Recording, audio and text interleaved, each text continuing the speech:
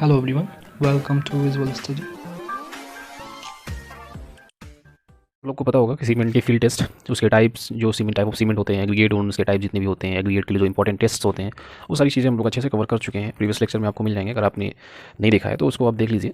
तो काफ़ी अच्छे से एक्सप्लेन किया है मैंने सारी चीज़ों को, उसमें सारे डाउट्स आपके जो भी टेस्ट और फिर टाइप से रिलेटेड हैं दूर हो जाएंगे। तो अगला टॉपिक जो हमने उसी के रिगार्डिंग जो डिस्कस करने वाले हैं, सीमेंट कंक्रीट बनाने के लिए जो सबसे एक इंपॉर्टेंट फैक्टर होता है वाटर, जो कि हाइड्रेशन की क्रिया को, हाइड्रेशन की जो रिएक्शंस होती है उसको स्टार्ट करता है। तो वाटर्स के लिए कुछ बेसिक रिक्वायरमेंट होती हैं, कुछ बेसिक उसकी प्रॉपर्टीज़ होती हैं, इसमें किस चीज़ अगर क्या मिला दिया जाएगा तो क्या चेंजेस हो जाएंगे, तो उसी के बारे में आज हम इस लेक्चर में अच्छे से कवर करेंगे।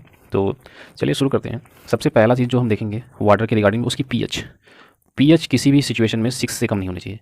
जो वाटर हम यूज़ कर रहे हैं सीमेंट कंक्रीट बनाने के लिए, उसकी पीएच 6 से कम नहीं होनी चाहिए। दूसरी चीज़, अमाउंट कितना यूज़ होगा वाटर का, अमाउंट ऑफ वाटर जो यूज़ होगा that is equal to, for normal concrete के लिए मैं डिस्कस कर ले रहा हूँ, बाकी उसी के अकॉर्डिंग अप डाउन होता रहेगा। For normal concrete water which is use is equal to 30% of cement weight, 30% of cement weight plus 5% of aggregate weight, 30% cement weight का और 5% एग्रीगेट वेट का। ये है वाटर का जो अमाउंट, एक रफ अमाउंट जो हम कंसीडर करते हैं किसी भी सीमेंट एग्रीगेट का मोटर तैयार करने के लिए, वही होता है। अब इसको 35% नहीं बोल सकते, क्योंकि जो एग्रीगेट का वेट होगा वो काफ़ी ज़्यादा होगा as compare to cement weight. तो यहाँ पर सीमेंट वाटर ज़्यादा एब्जॉर्व करती है, सीमेंट ही मेन रूप से हाइड्रेशन की एक्शंस को परफॉर्म करती है। तो यहाँ पर सीमेंट को 30% उसका वेट ऐड करेंगे एंड एग्रीगेट का 5% ऐड करेंगे। तो कुछ बेसिक चीज़ें होती हैं जिनको वाटर में ऐड होने से उनकी प्रॉपर्टीज़ चेंज हो जाती हैं। जैसे कि सबसे पहला जो मैं डिस्कस करूँगा यहाँ पर शुगर के वाटर में होने से उसमें क्या फ़र्क पड़ेगा उसका देखेंगे, शुगर का इफेक्ट। देखिए सबसे पहली चीज़ तो है, अगर शुगर 0.05% 0.05% तक है, 0.05%, अब 0.05% क्या है, 0.05% is weight, 0.05% by water weight, water का जितना आपने वेट लिया है उसके 5% तक अगर शुगर है तो क्या इफेक्ट पड़ेगा, 0.5% बाई वेट तक है तो यहाँ पर कोई भी इफेक्ट नहीं पड़ेगा, नो इफेक्ट। ऐसा कोई इफेक्ट नहीं पड़ेगा जिसको आप के लिए मिजरेबल हो या नुकसानदायक हो, जो आपको पता चले कि हाँ इसमें ये चेंजेस हो रहे हैं। ऐसा कोई बेसिक ज़्यादा बड़ा डिसएडवांटेज आपको नहीं देखने को मिलेगा। दूसरी चीज़, जैसे ही आप उस परसेंटेज को 0.15% ऑफ वाटर वेट पे पहुंचेंगे, उसके साथ ही आपको इसमें ये रिटार्डेशन का काम करना शुरू कर देगा।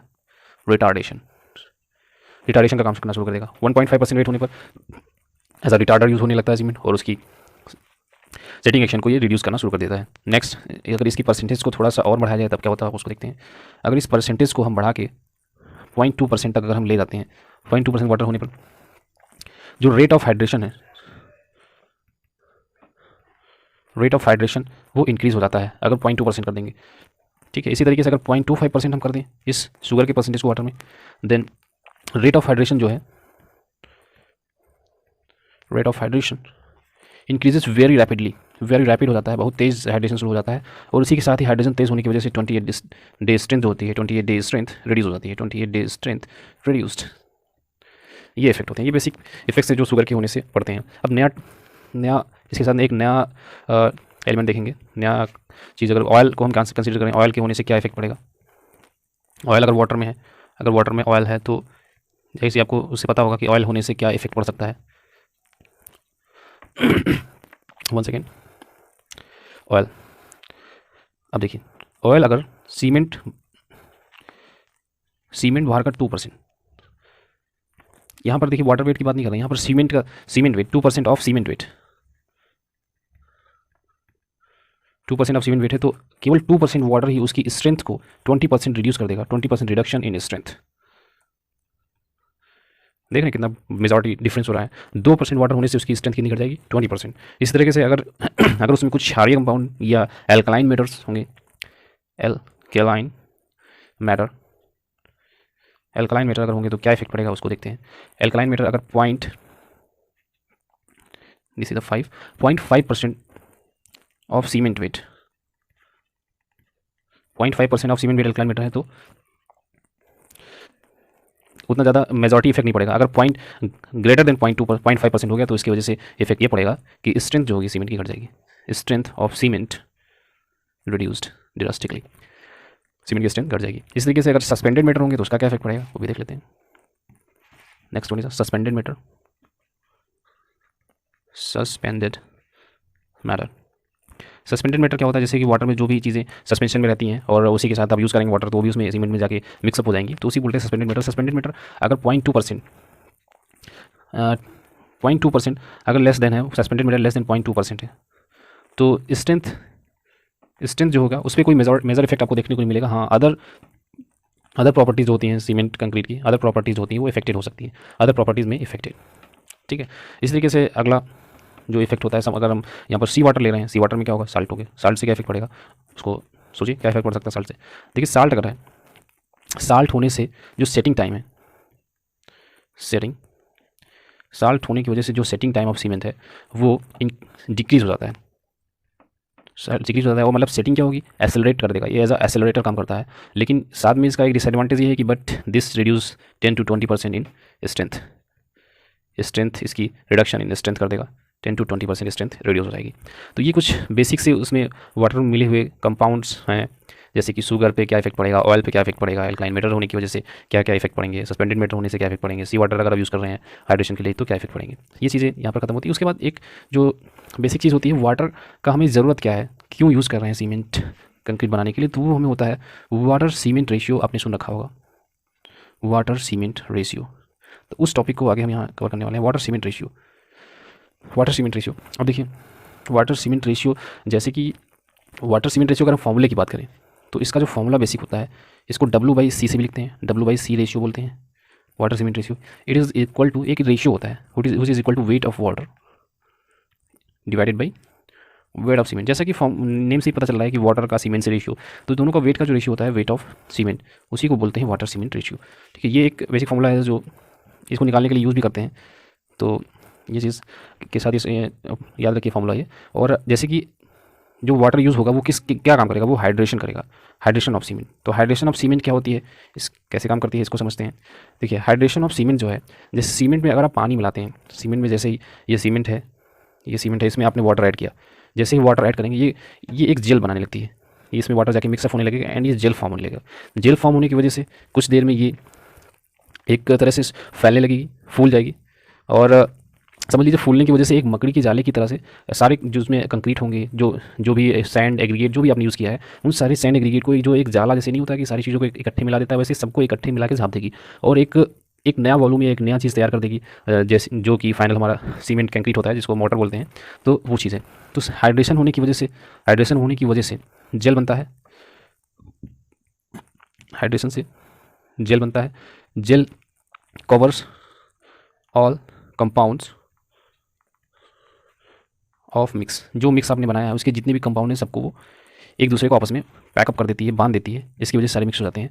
और जेल का जो वॉल्यूम होता है, ये जो आप जेल यूज़ यहाँ पर बन के आया है, इसका जो volume of gel is equal to 2 into volume of cement. अब देखिए जो सीमेंट आपने मोटर में यूज़ किया है, आपने सीमेंट यूज़ करेंगे प्लस कोर्स एग्रीगेट यूज़ करेंगे प्लस सैंड या फाइन एग्रीगेट यूज़ करेंगे, तो सारी चीज़ देखिए सैंड हो गया, कोर्स एग्रीगेट, ये सब क्या वॉल्यूम तो फिक्स है, इसमें चेंज नहीं है। लेकिन जो सीमेंट है उसमें जैसे हाइड्रेशन शुरू होगा उसके वॉल्यूम में चेंजेस आएगा और वो वॉल्यूम क्या हो जाएगा, 2 times of volume of cement हो जाएगा। जो जेल बनने पर जो सीमेंट का वॉल्यूम था वो डबल हो जाएगा। ठीक है, तो ये चीज़ हो गया। तो अब क्या किया जाए, इसके लिए कितना वाटर ऐड कर सकते हैं, ऐसा तो नहीं हाइड्रेशन हो रहा है तो उठाया बाल्टी और डाल दिया पूरा पानी, ठीक है, हो गया हाइड्रेशन। तो उसके लिए कुछ लिमिटेशंस हैं, कितना हाइड्रेशन के लिए एक सेटिस्फैक्ट्री लिमिट तैयार की गई है। ऐसा क्यों किया गया अभी आगे इसको समझ रहे हैं। सेटिस्फैक्ट्री लिमिट कितने तक की पानी मिलाया जाएगा, इसी के लिए वाटर सीमेंट रेशियो एक टर्म जो अभी हमने समझा है, इसी के लिए इसको लाया गया है वाटर सीमेंट रेशियो। इसकी रेंज हम रखते हैं 0.4 से लेकर 0.6 तो वाटर सीमेंट रेशियो हम जनरली यूज़ करते हैं। बट ऐसा इसलिए ज़रूरी है क्योंकि अगर 0.4 से कम रखेंगे तो प्रॉपर हाइड्रेशन नहीं होगा, प्रॉपर सारे जितने भी कंपाउंड्स उसमें बनने के लिए सीमेंट के जितने भी पोर्स हैं वो पूरे फिलअप नहीं हो पाएंगे, पूरे वाटर से अच्छे से जो हाइड्रेशन की क्रिया है पूरी नहीं हो पाएगी और उसकी स्ट्रेंथ रिड्यूस हो जाएगी। इसी तरह से अगर ज़्यादा भी हो गया तो भी प्रॉब्लम होगी क्योंकि सेग्रीगेशन एंड ब्लीडिंग जैसी चीज़ें होने लगेंगी। अभी देख रहे हैं उसको आगे अच्छे से। तो अब देखिए ये चीज़ हो गया कि 0.4 to 0.6% पानी मिलाना चाहिए। बट ऐसा जनरली देखा गया है, जनरली फील्ड केसेस में जो हम 25 से 30% पानी ही मिलाते हैं, मतलब 25 to 30% पानी में हमारा कंक्रीट जो है सफिशिएंटली हाइड्रेशन के लिए जो रिक्वायरमेंट है वो पूरी हो जाती है और अच्छे से स्ट्रेंथ गेन करता है। ठीक है, तो ये लेकिन ये क्या है, ये मिनिमम है। इससे कम करने पर आपको स्ट्रेंथ में बहुत ड्रास्टिक रिडक्शन देखने को मिलेगा और वर्केबिलिटी घट जाएगी। जनरली हम जो थ्योरेटिकल कॉन्सेप्ट लेकर चलते हैं तो थ्योरेटिकल कॉन्सेप्ट के हिसाब से क्या है कि जो मिनिमम वाटर सीमेंट रेशियो है, मिनिमम वाटर सीमेंट रेशियो वो 0.4 ही लेते हैं 0.4 ही लेके चलते हैं। अगर आपको एग्जाम वगैरह में आएगा तो आपको इसी ऑप्शन के साथ जाना है। 0.4% मिनिमम है, इससे कम अगर आप रखेंगे बिलो दिस वर्केबिलिटी जो कंक्रीट होगी, वर्केबिलिटी रिड्यूस हो जाएगी। और इसकी तरह से आप वर्केबिलिटी रिड्यूस होगी तो क्या रिजल्ट आएगा कि आपकी जो हाइड्रेशन है वो कंप्लीट नहीं हो पाएगी और इसकी स्ट्रेंथ में आपको कमी देखने को मिलेगी। तो इसलिए इतना वाटर तो मिनिमम आपको मिलाना ही है। तो अगर हम इसको एक बैग सीमेंट के लिए अगर हम देखना चाहें तो 1 बैग सीमेंट का वेट कितना होता है? 1 बैग सीमेंट आपको पता होगा कि 50 केजी का एक बैग आता है। 1 बैग सीमेंट 50 केजी होगा। अगर हम 0.4% जो मिनिमम वाटर रिक्वायरमेंट उतना ऐड कर रहे हैं तो ये निकल के आएगा लगभग 20 केजी, क्योंकि वाटर की डेंसिटी 1 होती है। तो इसको हम कह सकते हैं 20 लीटर वाटर हमें मिलाना पड़ेगा। ठीक है, 20 लीटर वाटर में मिलाना पड़ेगा सेटिस्फैक्ट्री हाइड्रेशन के लिए। बट जनरली जैसे कि अभी हमने ऊपर देखा था 25 to 30%, तो जनरली जैसे मोटे तौर पे हम क्या करते हैं, एक्सपेरिमेंट किससे हट के कुछ आइडियल कंडीशन को अचीव कर पाना पॉसिबल नहीं होता है। तो कुछ एक अपना खुद ही प्रैक्टिस के बेसिस पे, प्रैक्टिकल नॉलेज के बेसिस पे एक जनरल कुछ गाइडलाइन तैयार कर लेते हैं, अपने हिसाब से काम करते रहते हैं। तो जैसे कि जनरली अगर देखा जाए मोटे तौर पर तो 50 केजी पर बैग सीमेंट जो वाटर हम यूज़ करते हैं 14 लीटर वाटर हमारे लिए सफिशिएंट होता है। 14 लीटर्स वाटर पर बैग सीमेंट पर सफिशिएंट होता है। ये क्वेश्चन एक बार आया हुआ है, तो वहाँ पर 20 लीटर का ऑप्शन में ही नहीं था। 20 लीटर का जो आंसर है वो ऑप्शन में नहीं था, तो आपको यहाँ पर 14 लीटर के साथ जाना पड़ेगा। ठीक है, अब देखिए, अब जैसे कि अगर हम ये बात करें कि जो हाइड्रेशन की जो क्रिया शुरू हो रही है, तो क्या ऐसा तो नहीं है कि आपने वाटर डाला या मोटर तैयार किया और हाइड्रेशन कंप्लीट हो गया। ये प्रोसेस ऐसी है जो कुछ टाइम तक चलती रहती है। तो जो अगर टेम्परेचर नॉर्मल टेम्परेचर है, टेम्परेचर से इफेक्ट इसका पड़ता है। अगर नॉर्मल टेम्परेचर पर 28 डेज़ हम लेके चलते हैं, 28 डेज़ में जो हाइड्रेशन है, 28 डेज़ में जो हाइड्रेशन की क्रिया है, हाइड्रेशन नियरली 90% कंप्लीट हो जाती है। 90% कंप्लीटेड, 90% कंप्लीट हो जाती है। ठीक है, और अगर इसको थोड़ा सा और डिटेल में समझें, डिटेल में थोड़ा जाएँ तो जो हाइड्रेशन है जो 28 डेज़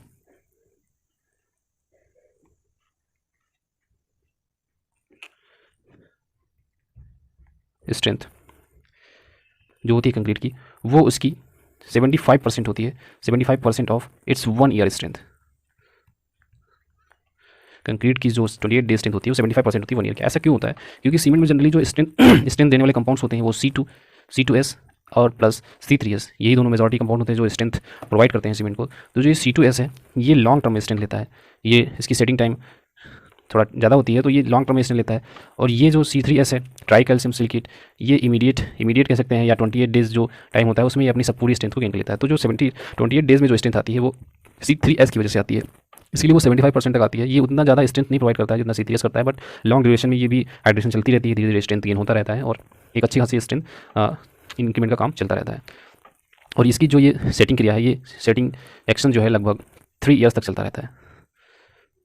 3 ईयर्स में पूरी कंप्लीट हाइड्रेशन ये पूरा करता है। तो ये चीज़ें हो गई।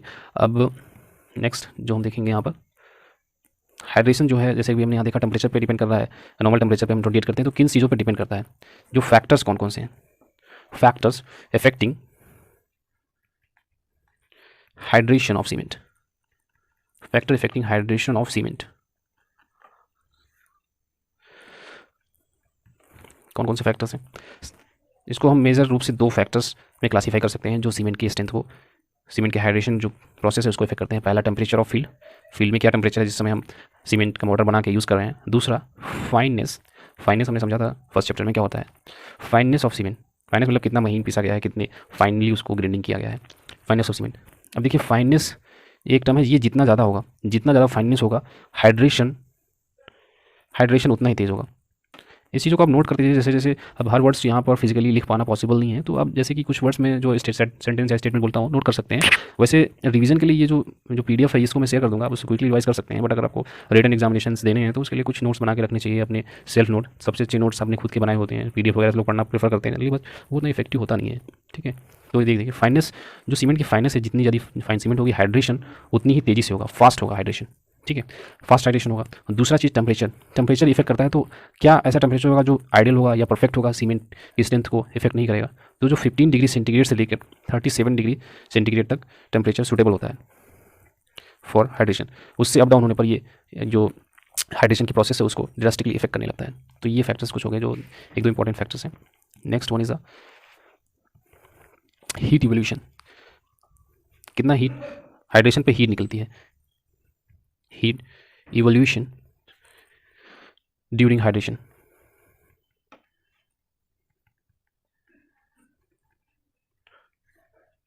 Heat evolution during hydration.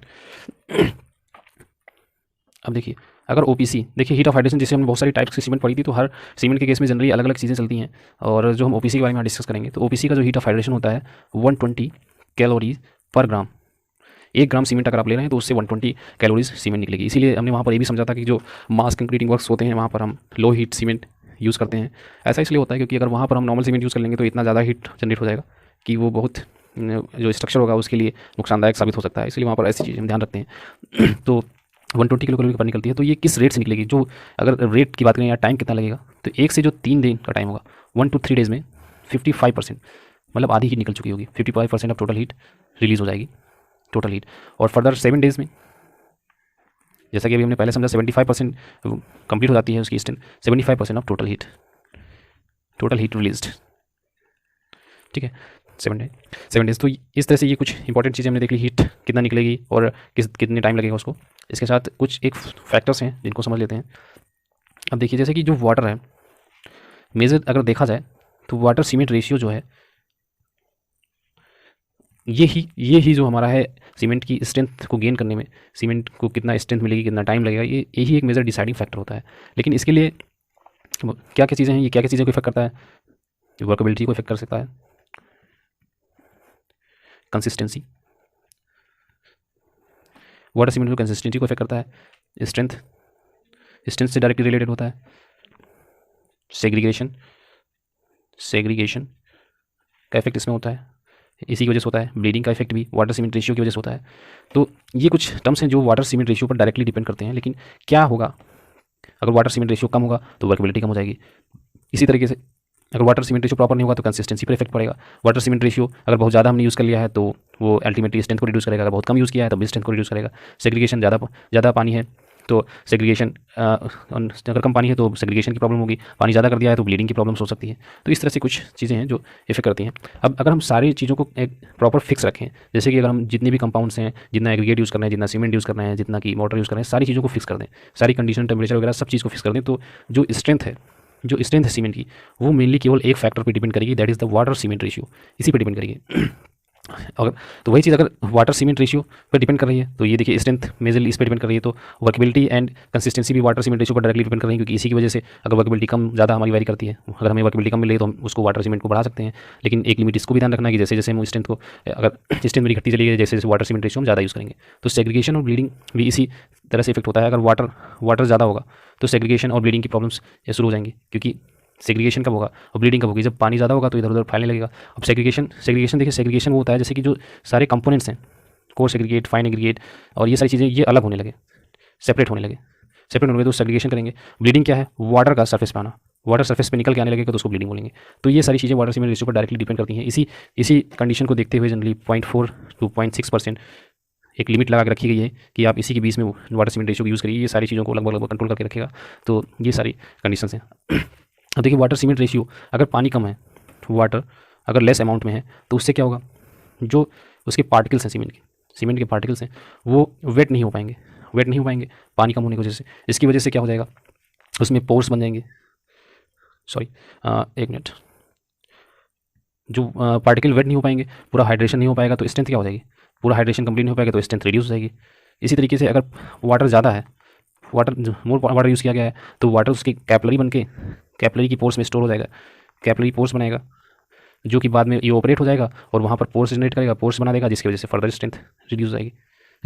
तो हम यहाँ पर क्या देख रहे हैं, अगर वाटर कम है तब भी स्ट्रेंथ रिड्यूस हो रही है, वाटर हम ज़्यादा यूज़ कर रहे हैं तब भी स्ट्रेंथ रिड्यूस हो रही है। तो कोई भी केस में स्ट्रेंथ को एक पार्टिकुलर वाटर सीमेंट जो ही है वो अच्छी स्ट्रेंथ प्रोवाइड करवा रहा है, तो इसलिए उस फैक्टर को हम कंसीडर करके ही वाटर को यूज़ करेंगे। एक जनरल फॉर्मूला होता है, वैसे इतना इंपॉर्टेंट नहीं है, फिर भी देख लेते हैं, जो वाटर सीमेंट रेशियो और कंप्रेसिव स्ट्रेंथ को रिलेट करता है। P = 984/4 x, this is the x, 4 x। ये एक फॉर्मूला है जो यूज़ करते हैं। x is the water cement ratio and P is the kg per centimeter इसकी यूनिट होती है, स्ट्रेंथ है, ये is the strength of cement after 28 days curing करना पड़ेगा उसके बाद ही। क्योरिंग क्या है, थोड़ा सा क्योरिंग भी समझ लेते हैं। क्योरिंग एक नया टर्म यहाँ पर आ गया। देखिए क्योरिंग क्या होती है, curing of cement, sorry curing of the model, curing of कोई भी स्ट्रक्चर बनाना, उसकी क्योरिंग का क्या मतलब है? जब तक सीमेंट जो स्ट्रेंथ लेना शुरू करती है, रिक्वायर्ड स्ट्रेंथ, जब तक सीमेंट अपनी रिक्वायर्ड स्ट्रेंथ नहीं ले लेती है, उसमें एक जो वाटर का अमाउंट है वो प्रॉपर मेंटेन रहना चाहिए। इसी के लिए जो भी हम मेथड्स या जो भी तरीके यूज़ करते हैं उसी को हम बोलते हैं क्योरिंग। तो जनरली 28 डेज तक क्योरिंग हम प्रोवाइड करते हैं, वाटर क्योरिंग प्रोवाइडेड 28 डेज तक ये कंपलसरी होता है। अगर अदरवाइज सीमेंट कितनी भी अच्छी आपने यूज़ कर ली हो, कितना भी अच्छा मटेरियल आपने यूज़ कर लिया हो, अगर आपने क्योरिंग प्रॉपर नहीं प्रोवाइड करी तो आपको अच्छी स्ट्रेंथ नहीं मिलेगी स्ट्रक्चर में। ठीक है, तो ये हो गया। अब देखिए, जैसे इस हाइड्रेशन का हमने यहाँ पर एक समझा था, स्ट्रेंथ के साथ क्या, टेम्परेचर के साथ क्या स्ट्रेंथ में या हाइड्रेशन में इफेक्ट पड़ता है। तो एक ये जो वैल्यू निकल के आई थी 11.5 से लेकर 37.6 तक ही यूज़ करना है। तो इसके लिए एक देखिए स्टैंडर्ड्स होते हैं, BIS ने अपना एक रिकमेंडेशन दिया हुआ है कि किस लेवल तक हम वेरी कर सकते हैं, क्या टेम्परेचर हमारा होगा। तो जनरली 27 डिग्री सेंटीग्रेड उनका स्टैंडर्ड टेम्परेचर है और 2 डिग्री तक अप डाउन अलाउड है BIS के अकॉर्डिंग। ठीक है, और अगर ये टेम्परेचर जो 11 डिग्री है, अगर किसी कारणवश टेम्परेचर माइनस 11.7 डिग्री सेंटीग्रेड आप टेम्परेचर फील्ड में रहता है, उसी पर कास्टिंग कर देते हैं, तो यहाँ पर जो स्ट्रेंथ सीमेंट लेगी वो नेग्लेजिबल होगी, स्ट्रेंथ ले ही नहीं पाएगी सीमेंट, नेग्लेजिबल स्ट्रेंथ लेगी सीमेंट। तो इसलिए टेम्परेचर का काफ़ी ज़्यादा इंपॉर्टेंट रोल होता है। इसीलिए BIS ने अपना क्राइटेरिया दिया हुआ है कि 27 डिग्री टेम्परेचर जनरली होना चाहिए, 2 डिग्री का अप डाउन अलाउड है वहाँ पर। ठीक है, और इसके साथ अब ये सारी चीज़ें देख ली हमने कि वाटर कैसे इफेक्ट कर रहा है। तो इसके साथ एक चीज़ और होती है जो सीमेंट की स्ट्रेंथ को इफेक्ट करती है, वो होता है कंपैक्शन। आपने नाम काफ़ी सुना होगा, छत वगैरह डालते हैं, देखिए कंपैक्टर यूज़ करते हैं, वो बहुत कंपलसरी रिक्वायरमेंट है। अदरवाइज वो कंपैक्शन आपने प्रॉपर नहीं किया तो स्ट्रेंथ काफ़ी हद तक रिड्यूस कर जाएगी। अगर 1% 1% एयर अगर आपने मोटर के बीच में छोड़ दी तो 5% रिडक्शन इन स्ट्रेंथ हो जाएगा। यहाँ से आप समझ सकते हैं कि कितना इंपॉर्टेंट है कंपैक्शन। अगर आपने केवल 85% कंपैक्शन किया, 85% कंपैक्शन आपने किया है, तो आप उस जगह पर केवल 20% स्ट्रेंथ ही आपको मिलेगी वहाँ पर। अगर आपने 15% का रिलैक्सेशन ले लिया कि चलिए ठीक है 18% आपने कंपैक्ट कर दिया, जो भी आपका स्ट्रक्चर है, जो भी आपका एलिमेंट है, तो यहाँ से आपको केवल 20% स्ट्रेंथ मिलेगी, बाकी 80% लॉस में चली जाएगी। और इसी से अगर आप थोड़ा सा और बढ़ा देते हैं, 90% तक कंपैक्शन प्रोवाइड करा देते हैं, तो वहाँ पर जस्ट आपको 70% स्ट्रेंथ मिलेगी। ठीक है, तो यहाँ पर इसी चीज़ को देखते हुए कंपैक्शन इज़ काफ़ी इंपॉर्टेंट पैरामीटर हो जाता है। तो इसमें आपको अच्छे से कोई भी आप कास्टिंग कर रहे हैं तो आप कंपैक्शन को बहुत अच्छे से ध्यान रखना चाहिए। पूरे 100% कंपैक्शन आपको प्रोवाइड करना चाहिए, क्योंकि आपने 15% रिलैक्सेशन दी तो केवल 80% स्ट्रेंथ खो देंगे, आपने 5% रिलैक्सेशन दी आप 30% स्ट्रेंथ खो देंगे। ठीक है, तो इसीलिए कंपैक्शन काफ़ी इंपॉर्टेंट हो जाता है।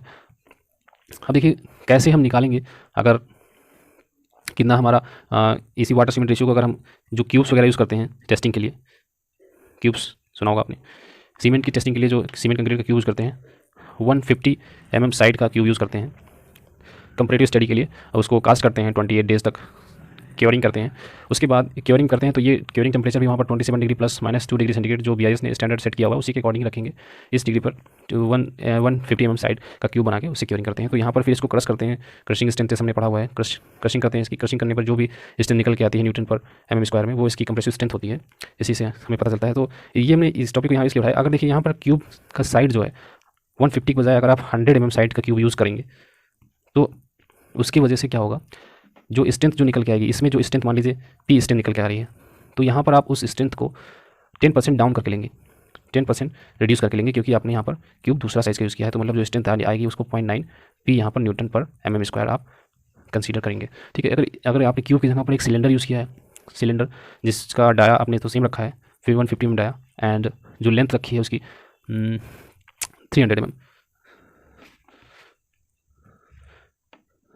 300 mm लेंथ आपने रखी है, तो वहाँ पर स्ट्रेंथ जो होगी आप 20% रिड्यूस करके यूज़ करेंगे, 20% रिड्यूस कर देंगे स्ट्रेंथ को, जो भी स्ट्रेंथ उसकी निकल के आएगी, तो वहाँ पर 0.8 P न्यूटन पर mm² ली जाएगी।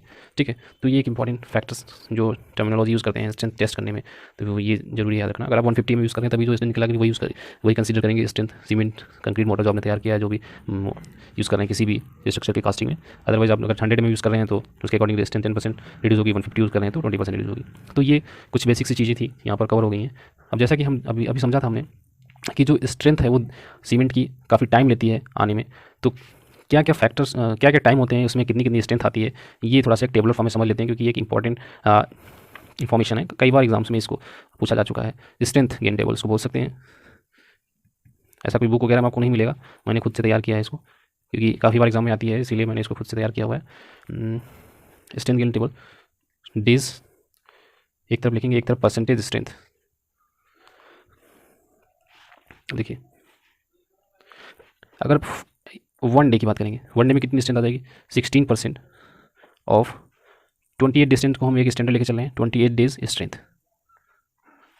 3 डेज सीमेंट में आपने शुरुआत में पढ़ा होगा, याद होगा, 3 डेज स्ट्रेंथ, 7 डेज स्ट्रेंथ समझे हम लोग वहाँ पर। 14% ऑफ 28 डेज स्ट्रेंथ। इसी तरह से अगर 7 डेज़ की बात करेंगे, 7 डेज़ में 65% ऑफ 28 डेज स्ट्रेंथ आ जाती है। अगर 28 डेज़ में बात करेंगे, 28 डेज़ में तो 28 उसकी खुद की स्ट्रेंथ का तो 100% होगी, 100% ऑफ 28 डेज स्ट्रेंथ। ठीक है, इस तरह से अगर 3 मंथ का हम टाइम लेके चलेंगे, 3 मंथ्स में 10%, 110% मतलब 10% और ज़्यादा इंक्रीज हुई 28 डेज स्ट्रेंथ। 28 डेज़ को ही हम यहाँ पर स्टैंडर्ड लेके चल रहे हैं इस टेबल को परफॉर्म करने में। ठीक है, इसी तरीके से अगर 6 मंथ का हम टाइम लेके चलें, 6 मंथ्स में 15% गेन होगी 28 days strength, 15% of 115% of 115% of the 28 days strength. 1 year का टाइम अगर लेके चलेंगे, 1 ईयर में 120% ऑफ 28 डेज स्ट्रेंथ। इस तरह से ये एक इंपॉर्टेंट टेबल है, यहाँ पर कंप्लीट होती है। इसको एक दूसरे फॉर्मेट में ले सकते हैं। अगर हम 1 ईयर 28 डेज स्ट्रेंथ को स्टैंडर्ड ना लेके अगर हम 3 ईयर को ले लें, क्योंकि C2S जो कंपाउंड है वो 3 साल तक स्ट्रेंथ देता रहता है, उसको हम कंसीडर कर लें तो जो इस टेबल का भी फॉर्मेट था ये थोड़ा चेंज रहेगा। उसको भी एक इंपॉर्टेंट पैरामीटर्स हैं, उसको समझते हैं थोड़ा सा। अगर 3 ईयर्स को हमने स्टैंडर्ड लिया है तो 3 मंथ जो होगी की स्ट्रेंथ जो होगी 25% होगी, 25% ऑफ 3 ईयर्स। एक minute, 25% of the 3 years strength. 3 years strength मतलब ये फाइनल या टोटल स्ट्रेंथ इसको बोल सकते हैं। अब इसमें फर्दर कोई फर्दर स्ट्रेंथ गेन पॉसिबल नहीं है। 6 मंथ का हम फैक्टर लेके चलेंगे, 6 मंथ का टाइम लेके चलेंगे तो वहाँ पर 50% ऑफ टोटल स्ट्रेंथ गेन हो जाती है। 1 ईयर में 1 ईयर में 75% ऑफ टोटल। इसी तरीके से 3 ईयर में पूरी कंप्लीट 100% स्ट्रेंथ गेन जो होती है सीमेंट की 3 ईयर का टाइम लगता है। तो ये टेबल इंपॉर्टेंट है, कई बार एग्जाम्स में पूछी जा चुकी है कि 3 डेज स्ट्रेंथ कितनी होती है या एक साल में कितना स्ट्रेंथ इंप्रूव होती है। एक बार क्वेश्चन आया था 3 मंथ में जो स्ट्रेंथ हुई 28 डेज स्ट्रेंथ की कितनी परसेंट ज़्यादा होगी, तो 10% वहाँ पर आंसर होगा। इससे आप यहाँ पर देख के समझ सकते हैं 10% इंक्रीज हो जा रही है, ये देखिए। ठीक है, तो यहाँ पर एक ये वाटर वाला चैप्टर खत्म होता है। बस एक थोड़ा सा कोडल प्रोविज़न है, वो इंपॉर्टेंट है एग्जाम्स के पॉइंट ऑफ व्यू से, उसको थोड़ा सा टेबल फॉर्म में समझ लेते हैं।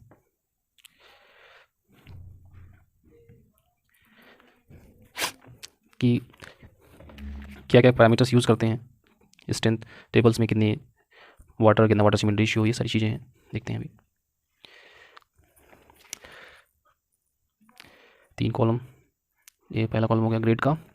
Second water cement ratio and aggregate. ठीक है, देखिए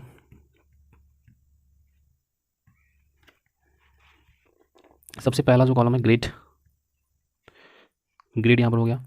यहाँ पर एग्रीगेट का वेट लेके चलेंगे, वेट पर 50 kg 50 kg स्टैंडर्ड ले रहे हैं क्योंकि एक बैग सीमेंट के हिसाब से लेके चल रहे हैं 50 kg।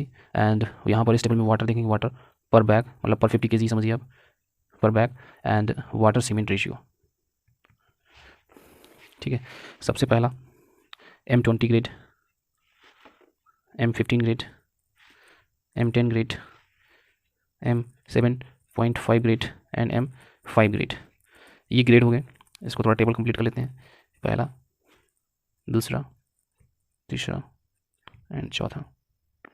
ठीक है, और अगर हम इसको कंसीडर करें ग्रेड का रेशियो जो होता है इसमें 1 M20 में 1:1:1.5:3 होता है। जो सीमेंट कोर्स, ये सीमेंट है, ये कोर्स एग्रीगेट है, फाइन एग्रीगेट है, इसका रेशियो। 15 में 1:2:4 होता है। M10 में 1:3:6 होता है, 3:6। 7.5 में 1:4:8 होता है एंड M5 में 1:6:12 होता है। ये रेशियो होता है। तो देखिए अगर M20 ग्रेड का हम एग्रीगेट यूज़ कर रहे हैं तो वहाँ पर जो एग्रीगेट यूज़ करेंगे पर bag of cement that is limited to 250 kg। जो वाटर यूज़ करेंगे पर bag that is limited to 30 litres. तो यहाँ पर वाटर सीमेंट रेशियो जो होगा 0.6। ठीक है, एंड अगर जो M15 यूज़ कर रहे हैं तो वहाँ पर 330 kg, वहाँ पर वाटर जो पर बैग सीमेंट यूज़ होगा 32 litre and water cement ratio 0.64। M10 का यूज़ कर रहे हैं तो 480 kg, 34 लीटर वाटर यूज़ होगा और यहाँ पर वाटर सीमेंट रेशियो 68 होगा। M7.5 यूज़ कर रहे हैं तो यहाँ पर 625 kg एग्रीगेट यूज़ होगा एंड 45 लीटर्स वाटर यूज़ होगा एंड 1.2 शायद, इसको एक बार चेक कर लीजिएगा, थोड़ा सा मुझे याद नहीं आ रहा सही से क्या था, अभी कल इसको डिस्कस कर लेंगे।